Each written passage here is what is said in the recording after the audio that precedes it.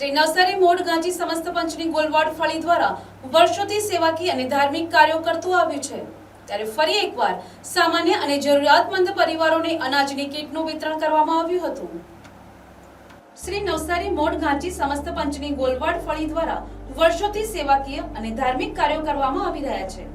સમસ્ત પંચની કુલ 5 ફળી પૈકી ગોલવાડ ફળી એક મહત્વપૂર્ણ ફળી તરીકે કાર્યરત છે। છેલ્લા 35 વર્ષથી ગોલવાડ ફળી દ્વારા સામાન્ય અને જરૂરિયાતમંદ પરિવારોને અનાજ વિતરણ કરવામાં આવે છે। ગત રવિવારે પણ આશરે 30 પરિવારોને અનાજ કીટનું વિતરણ કરવામાં આવ્યું હતું। આ ઉપરાંત દિવાળીના તહેવાર દરમિયાન જરૂરિયાતમંદ પરિવારોને દિવાળી વાનગી કીટનું પણ વિતરણ કરવામાં આવે છે। દર વર્ષે ગોલવાડ ફળી દ્વારા કુળદેવી મા મોઢેશ્વરી માતાજીના યજ્ઞનું આયોજન કરવામાં આવે છે। ગત વર્ષે શાંતિ યજ્ઞ યોજાયો હતો, જ્યારે આ વર્ષે નવચંડી યજ્ઞનું આયોજન કરવામાં આવ્યું છે, જે હાલ સફળતાપૂર્વક સંપન્ન થઈ રહ્યું છે। આ પ્રસંગે અનેક મહાનુભાવો ઉપસ્થિત રહ્યા હતા। આયોજકોના જણાવ્યા અનુસાર કાર્યકરો તન મન ધનથી સેવાકીય કામગીરીમાં જોડાયા છે। સાથે જ દાતાશ્રીઓના સહયોગ બદલ વિશેષ આભાર વ્યક્ત કરવામાં આવ્યો હતો।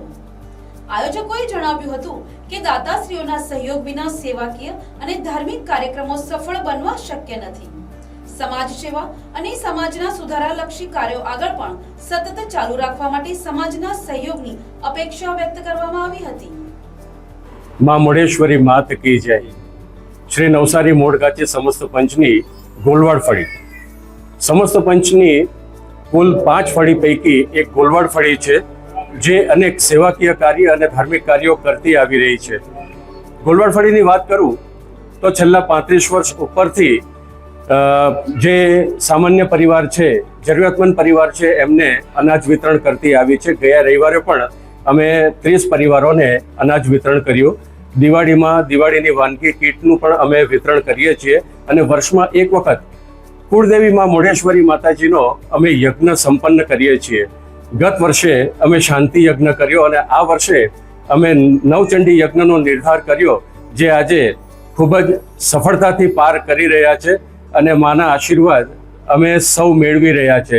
આજે અનેક મહાનુભાવોને અહીં આમંત્રણ આપ્યું છે અને મારી સાથે મારા કાર્યકરો પણ આ જે માતાજીનું કાર્ય છે એની અંદર તન મન ધનથી સેવાઓ આપે છે અને સૌથી વિશેષ જે મારા દાતાશ્રીઓ છે એ દાતાશ્રીઓનો વિશેષ હું આભાર વ્યક્ત કરું છું, કારણ કે દાતાશ્રી વગર સેવાકીય કાર્યક્રમ હોય કે ધાર્મિક કાર્યક્રમ કોઈ પણ કાર્ય શક્ય નથી। એટલે મારા દાતાશ્રીઓને ફરીથી હું નતમસ્તક છું અને આવી જ રીતે આપ અમારી પડખે ઊભા રહો, જેથી અમને કામ કરવા માટે બળ મળે અને સમાજ માટે સમાજની સેવા અને સમાજના સુધારા લક્ષી જે કંઈ પણ કાર્યો છે એ અમે કરી શકીએ છીએ। જય માતાજી। Bureau report NDC news Navsari.